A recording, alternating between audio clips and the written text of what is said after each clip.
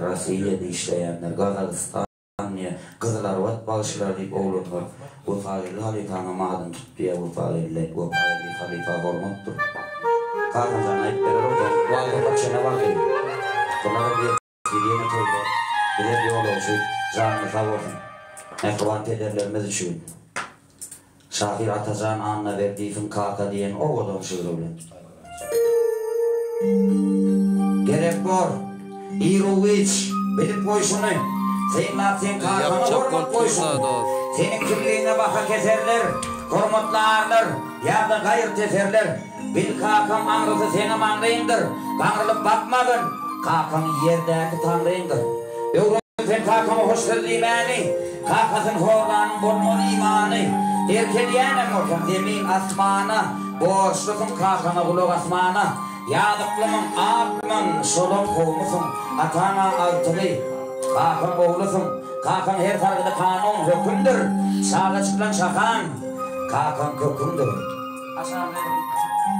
Şu emme yurtta işleyenler. Geçirdim sen anına kullanım.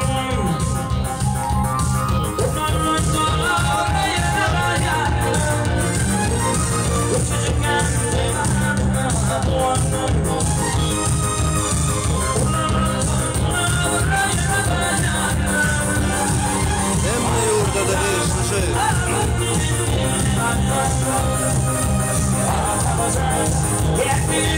Bunlar vatandaşlar.